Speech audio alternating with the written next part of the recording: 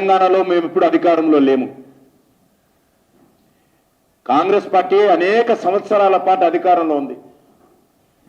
అవినీతికి పాల్పడింది, అక్రమాలకు పాల్పడింది, దుర్మార్గం చేసింది, ప్రజలను దోపిడీ చేసింది, ప్రజలను మోసం చేసింది. ఏదైనా ఉంది అంటే అది కాంగ్రెస్ పార్టీ. దొంగ కానీ గజ దొంగ కానీ తెలంగాణలో కాంగ్రెస్ పార్టీ, బీఆర్ఎస్ పార్టీ. వారిద్దరు తోడు దొంగలు, వారిద్దరు గజ దొంగలు. వాళ్ళు కావచ్చు, మీరు కలిసి పరిపాలన చేశారు. మేము దొంగలము కాము, గజ దొంగలం కాము, మేము మీ పాలిట యముండ్లమని చెప్పి మనం చేస్తా ఉన్నాం.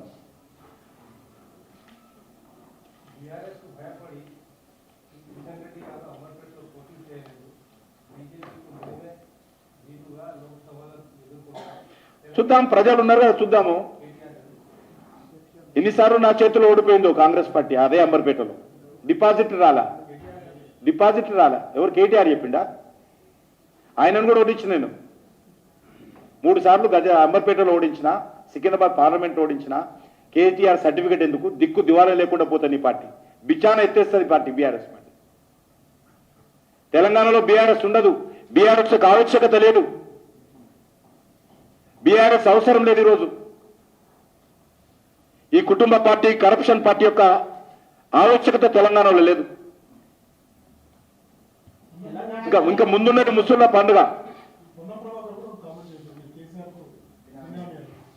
చెప్తే నేను అందుకే చెప్పాను కదా, ఏ రకంగా బినామని చెప్పాలి. మీరు బినామీ, మీ పార్టీ బినామీ.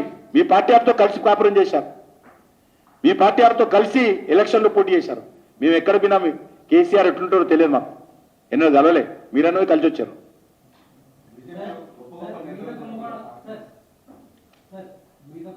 ఇంకా ముఖ్యమంత్రి కుటుంబంతో పార్ట్నర్స్ ఇల్లు రికార్డు ఉంది. నేను చెప్పలేను, రికార్డు చెప్పినాయి.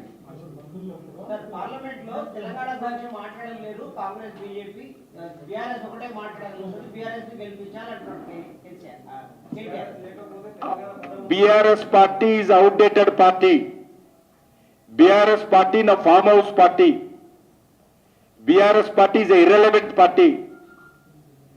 లోక్సభలో ఏ ఒక్క ఓటు బీఆర్ఎస్ కేసినా అది నేను అనలేను, చెత్త కుప్పర వేసినట్టే. ఇంకా వేరే మామూలు అయితే గట్టిగా అంటారు అనుకోండి.